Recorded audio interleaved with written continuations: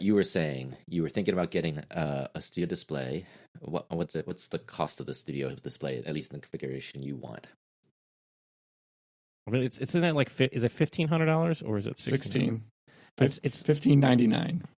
15. Sure. All right, let's round that up. So 1600. Okay, so it's $14.99 if I get it with my university discount.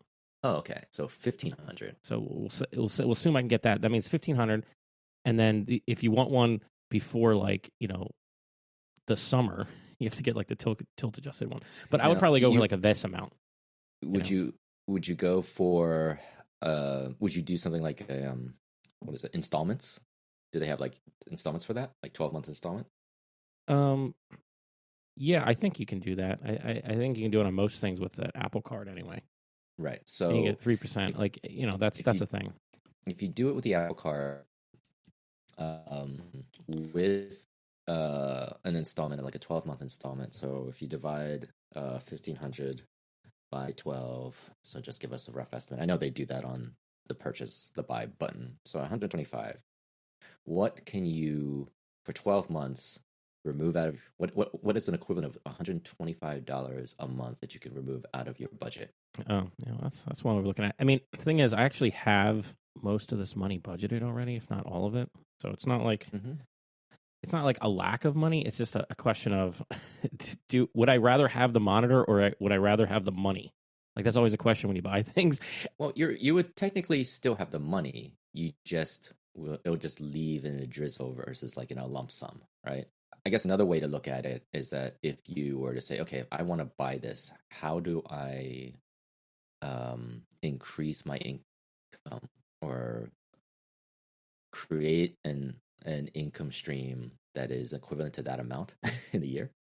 So what you're saying is we need to make a side project that will make you be able to afford a studio display. Yes. That's exactly the whole point of this podcast. So we can all afford studio displays. Yes.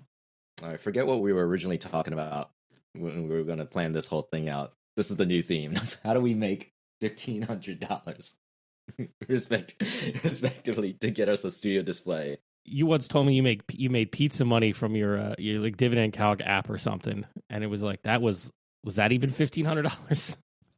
At its peak when it was doing really well. So when Dividend Calc, just for context for anyone who has not heard me talk about the app, it was an old iOS app, universal app that you would be able to list out all the stocks that you owned, the quantity of that you owned, and it would calculate how much dividends. Like, you want to make sure that obviously the stock was a dividend stock. Like Apple gives out a certain percentage of dividends quarterly. Disney does it annually. Usually if you have let's say you have 50 shares of stock, maybe you get $10 a quarter, right? So the idea is that, and I learned this from my host mother when I was really young. I was like, these people, they were close to retirement age, but they were, they were living pretty well, given that they weren't actively, they didn't have an active job, right? They were pretty much in retirement at that point. And a lot of it was due to the dividends. They collected a ton of stocks over time. These were people back in in the they were around in the age of the Depression. So, you were getting stocks pretty cheap back then. But they accrued so much that the dividends that came out of it, if you have maybe close to 1,000 shares of let's say AT&T stocks, that gets you $1,000. Or no, maybe not these days, but actually let me do the calculations, because now I just put all my dividend calculations on a spreadsheet. Yeah, if only you had an app for this. Yeah, I went back to a spreadsheet because that's actually a lot easier, because it's a good app. If you got 1,000 shares, 1,000 shares of AT&T stocks, which will cost you $21,000, by the way, to buy, that will get you about $260 quarterly, which annually will get you close to $3,000 a year. So I just need to put $20,000 or so into some dividend stocks, and I can make up to $3,000 a year. I just need to make sure that I follow the full disclaimer. This is not a financial advice podcast. We go talk to your. Do not take legal advice here. This is just what I've experienced, etc., etc. Just cover my base here. So, but anyway, point being is like we were talking about this idea of like using a side project for like, and when we talked about pizza money, so the dividend calc started earning maybe like it would get, because it was a in-app purchase, so you can download it for free, and then you would then if anybody liked it, they would pay like maybe at the time it was like $10 to buy the whole app outright. And then on top of that, if you didn't pay, it was download for free. It was like a banner ad supported app. So the great thing about that is that you were paying me regardless if you were not paying, if you did not do the app purchase enough, right? And I made sure that it wasn't too obnoxious, but obnoxious enough, the banner ads being, that it would annoy you enough to like eventually like say, you know what, this is worth it, right? I'll pay it to get rid of the ads. And once it's gone forever. And for people in that world, like $10 is nothing. So it would be the kind of thing where like maybe in the beginning, maybe I get like one in-app purchase a month. And then over time it became like one in-app purchase a week. And then slowly it was getting good to a point where like maybe I could get up to like $100 a month. And then it was beginning to like rise in terms of like its popularity. But what killed it entirely was the fact that I was using IEX Cloud. And IEX Cloud is a service that allows you to get access. Was a service that allowed you to get access to real-time stock data. Very good, actually, really easy to use. Reasonable at the time. It was maybe about $99 to $125 a month. Oh no, was it? It was annual to start. I think eventually, but what made it tough is like they had to work with other stock markets, like stock indexes like Nasdaq and Dow, that shut off their pipes, so to speak. So Nasdaq would not allow IEX to get access to their real time stock info, and that's important to some people. In the end, it's really not that important. Was actually most in the dividend calc space, but maybe if you are somebody that wants to keep track of like, oh, this dipped at a certain point, this stock dipped at like $20. Let's go back to AT&T again as like an easy example. If it went down to $20, I would buy a chunk just so that I can get more. So like people who look for that opportunity wouldn't have that access to that, and so it didn't make sense for me to keep that app. I didn't feel right keeping that app there when the data was not accurate in real time as I sort of promised. So I just took it off the market. I didn't want to deal with that sort of like trying to figure that out. And Nasdaq said, oh, you had to go through this complicated process so that we can vet you, the app developer. Right? And it's like, yeah. I paid IEX to be the buffer, and now I have to go have a direct relationship with all these. And it was just too much paperwork, and it was actual paperwork. Yeah, there's another reason. We're supposed to be talking about today what the side projects and why they don't work out. Paperwork.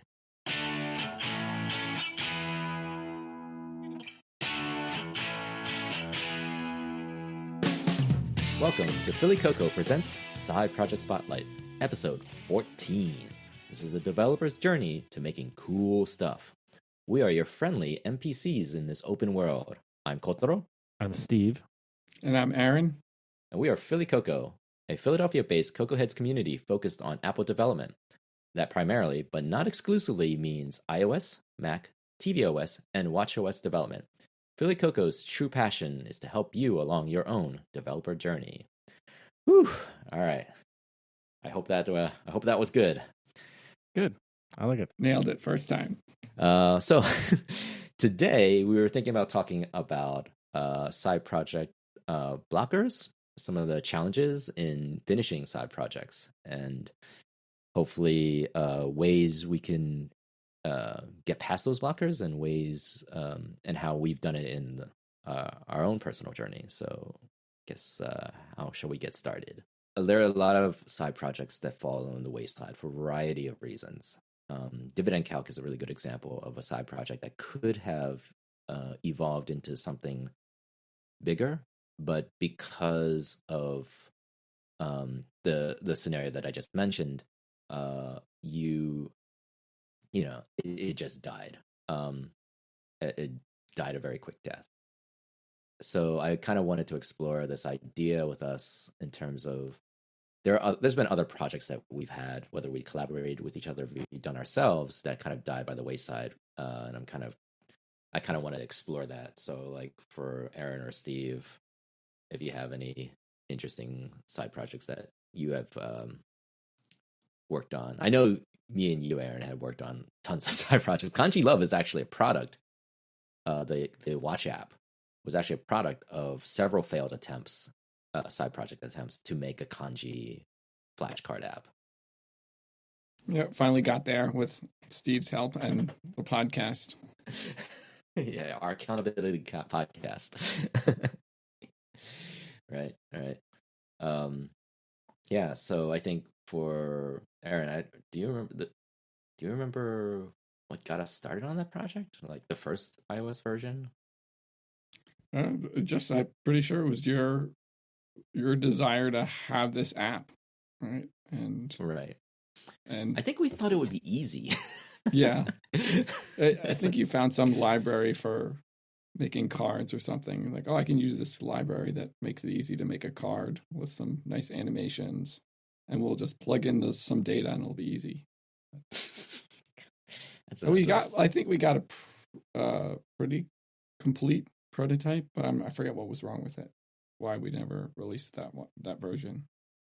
I think we had a lot of reservations in terms of the user interactions, right? And it didn't feel good. And then with the swiping mechanic, and then the other thing was like we weren't quite sure about the data, and we were getting stuck. I don't remember. You couldn't remember where you pulled this JSON from. Yeah, I still don't remember.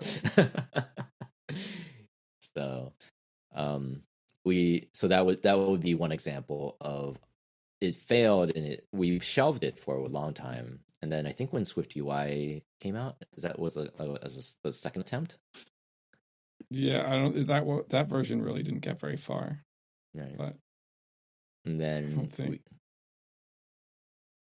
and then now I have to go back to our first podcast to be like, why did we decide on this one again?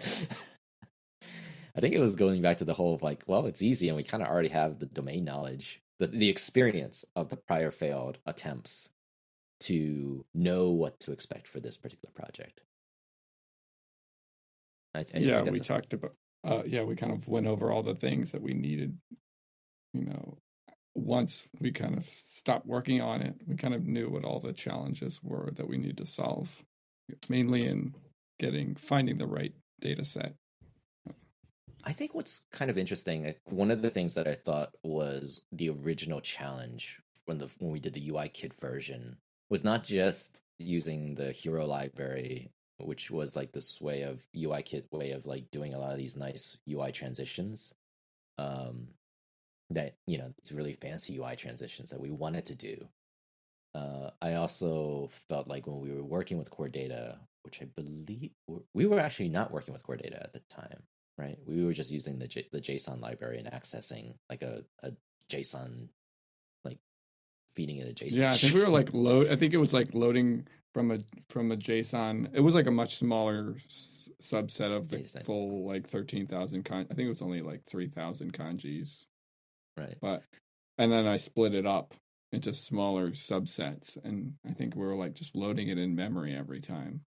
Right. And then like rewriting to the. Yeah, then the thing was once we wanted to do like stats tracking, we didn't have any core data stuff. So like, where do we write the stats to? I was like, do we just rewrite it back into the same JSON or something? Oh, I think that's what we were doing. Use it default. Yeah.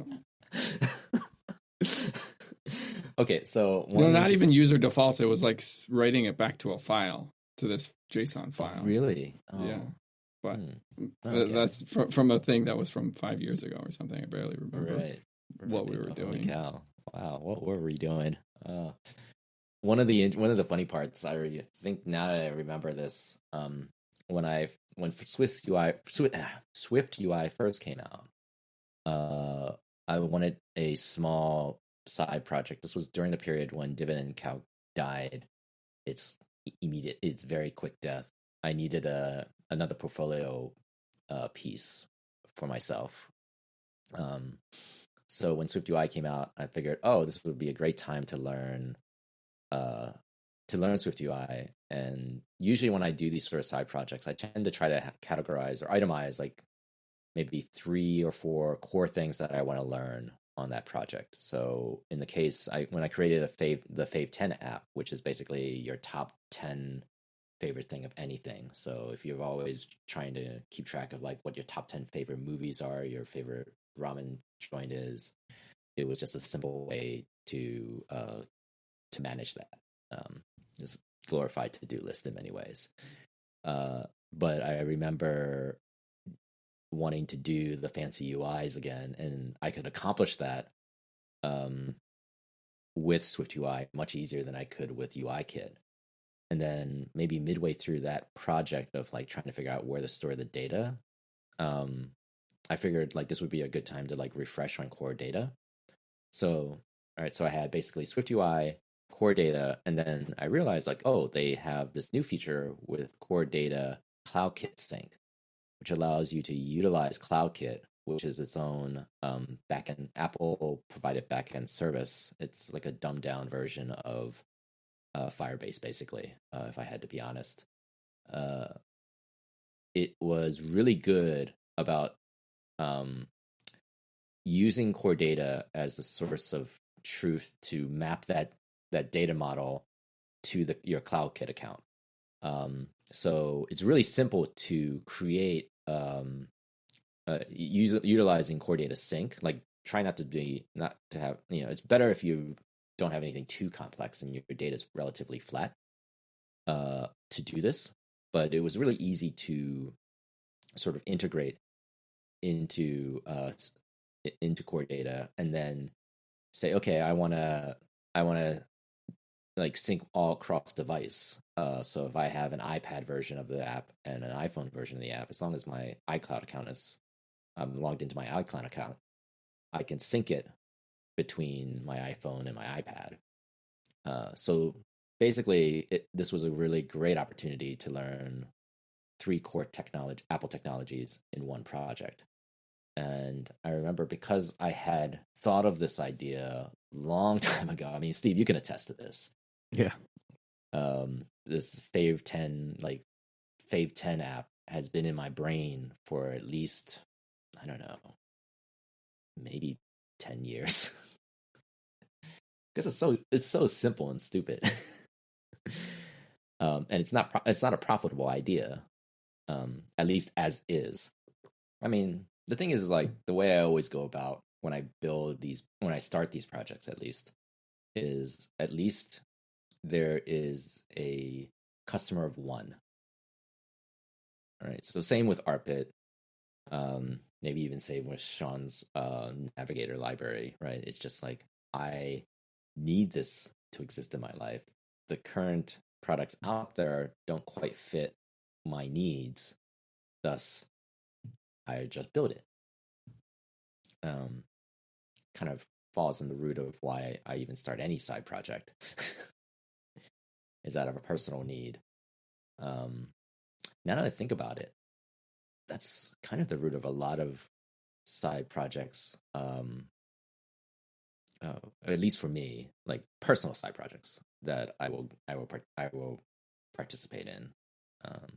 So, in the very first iOS app I've ever built was due to a personal need to calculate how many, like, so when I used to go to part-time to the Art Institute to learn animation, and particularly 3D animation.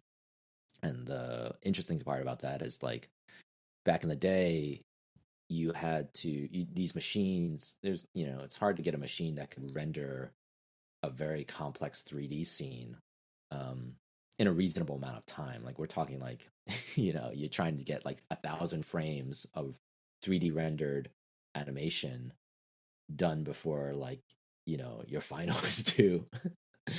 So you had to like steal the lab's computers, like maybe like 10 machines or 20 machines at once over the weekend, to like make sure that you can get all the frames rendered correctly. And if you needed to do any minor tweaks, you could do them before, with enough time to spare if you have any mistakes to like re-render that one frame or whatever. But to calculate that, to figure out the time to come back, like you basically have to set these labs to render and then leave them alone and then come back whenever they're supposed to be finished. But to calculate the time of that, of like when they're supposed to be finished, was a little tricky. So I remember building like a very ugly, I should have taken a screenshot, but very ugly UI that did that calculation for me, with a few other niceties tweaked in. But I remember thinking like, when I finished it, like this would never see the light of day to anybody but me. But when I finished it, man, that was like the light bulb that triggered pretty much most of my iOS development career. Side projects aren't always software based either. Starting in like 2019, I think, January 1st, I think I started this. 2019, I wanted to learn how to put together and publish and edit a podcast. Like I wanted to know how to do it, all the steps involved with it, how to set up the site, how to get it in the directories, how to do recording, how to do the audio editing, everything. So I decided that I was going to do a daily podcast because I was like, I need to iterate quickly. So I thought about it like building software, like a side project. I was like, I want to iterate quickly on this. So I want to do it more than just once a week or something like that. And so I decided to do it daily, which is insane. Don't do daily podcasts. It's very hard. But I haven't updated it in a while, but I got it to work. It was called Daily Chron Podcast, with CHRON, dailychronpodcast.com. Still there right now. I have last episode was in 2020 though. So, but I did it for a long time. I did 138 episodes of them, and most of them was in like 1 year. It was like every day, and all kinds of different topics, sometimes with guests, and some of these actually got traction, like more traction than I've ever gotten on anything I've done since then, and they still get listens. I'm still getting like hundreds of listens on a month on these things, and even though it's old, but that was one of the things where I just wanted to learn something. And I created as this kind of like an accountability thing, like we did for KanjiLove, where it's like, if I'm going to do this, I'm going to do it every day. Then now I have to get it done every day. I have to publish something every day, and I set up automated things to publish to Twitter and that kind of thing, just to get everything out there. And I had to make images for everything. It was just I learned all the tricks. So without having done that, I wouldn't have been able to as efficiently do this podcast. You're now getting into doing some video work for yourself. You went to the course, the Casey Neistat course in January at monthly.com. They had a course, so I took that to learn a lot of the basics of storytelling through visual medium. So I've done it with audio, and I'm not saying like I'm some spectacular great storyteller in audio or anything, but I did that with the podcast, the daily podcast thing, and some other stuff. And then I wanted to do some video, so this is like a great opportunity. I've talked about it before on the podcast. It was a lot of fun. Made 2 movies so far out of that, and we're working on other ones in less of a crunch time, because that was actually a really difficult class, because you had to do two videos of different types, and you only had literally 1 month.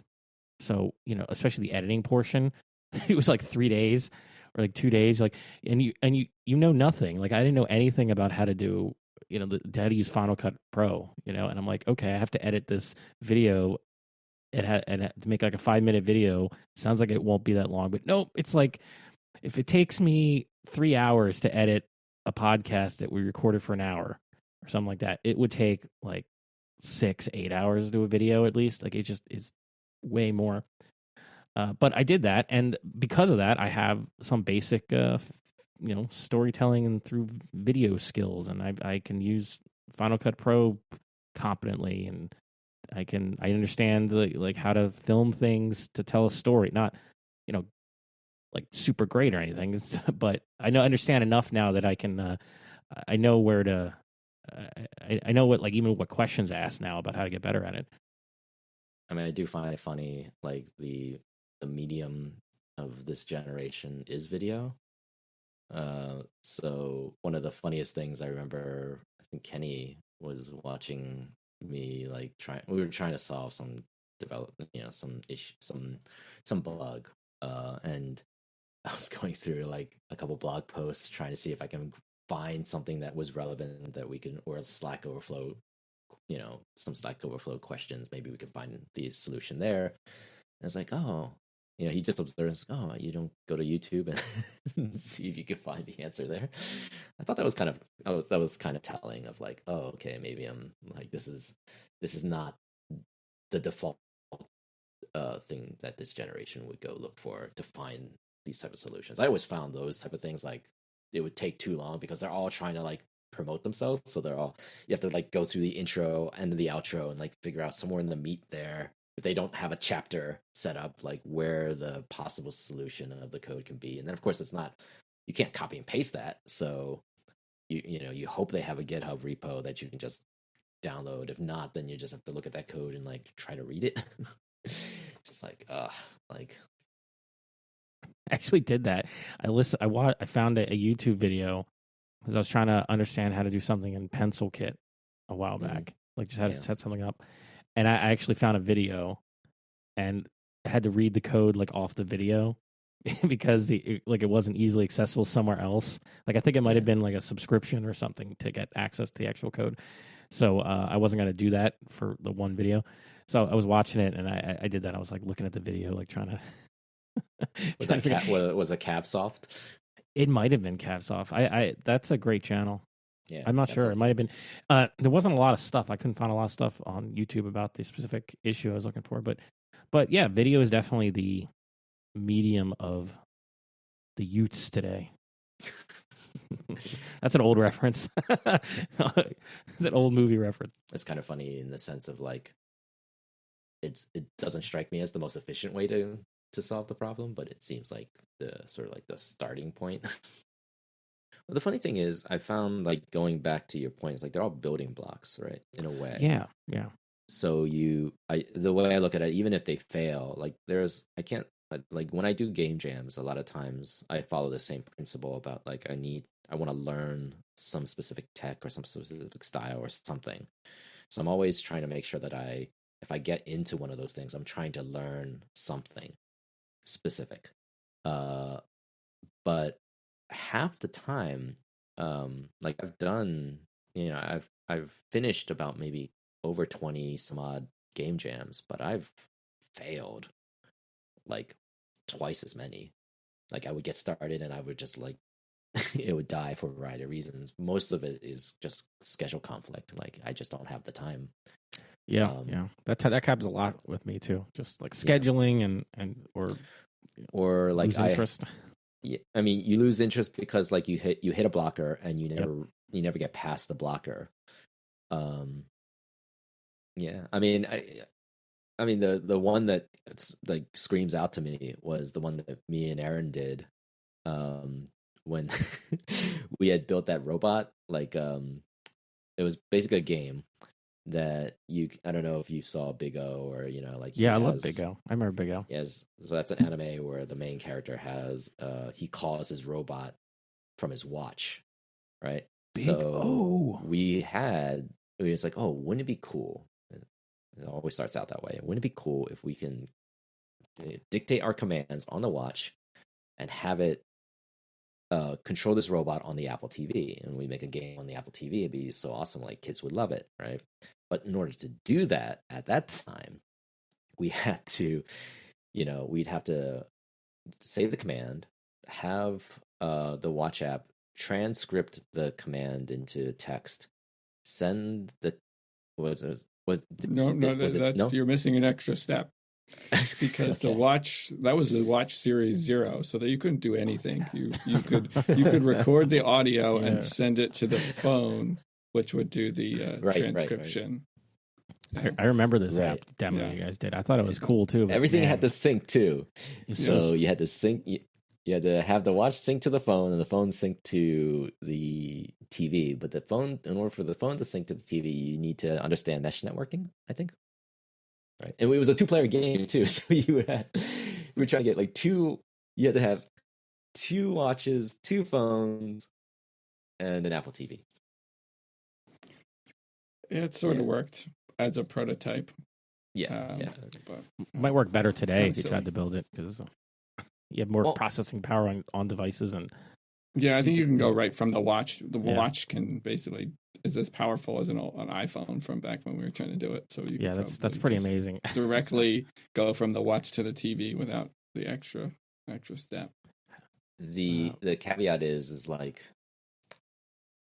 what would be when we tried it out, like it was cool, but it wasn't fun, right? Because you're doing this a lot. It's like, go left, go right, fire. Yeah, well, because it was just like a demonstration of the tech, and it didn't.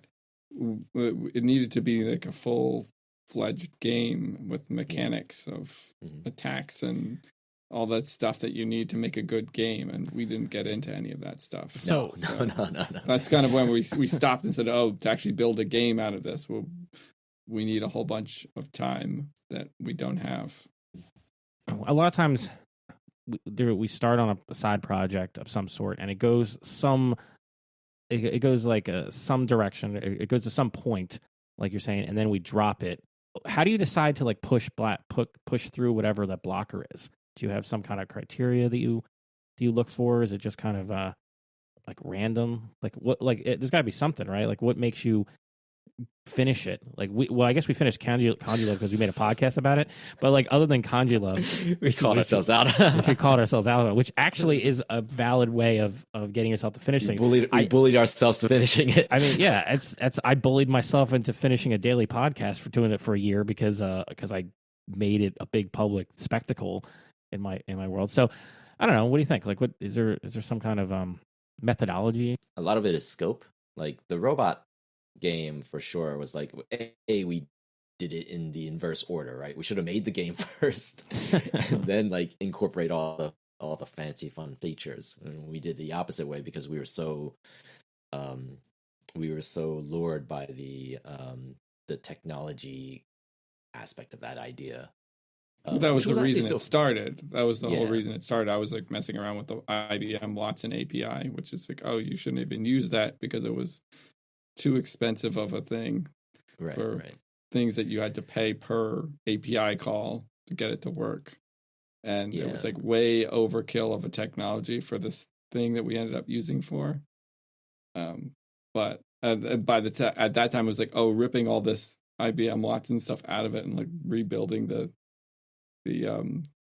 command recognition engine from scratch seemed like too much. So, and also the thing of building the game, which was kind of the afterthought. What do we do with this technology? It actually has to be a fun game. And we were trying to do it in SpriteKit, which is it has its own set of challenges. Doable, but then like it's not scalable. You got to keep the scope small enough that you small can. enough, yeah. See the light at the end of the tunnel, so you can push through the blockers. Yes, big enough to be useful and worth doing, but small enough so you're not overwhelmed, especially if it's just 1 or 2 people. It's actually kind of funny because you on some level there you can wonder, well, would we have done it? Would we have done KanjiLove if it was just 1 person?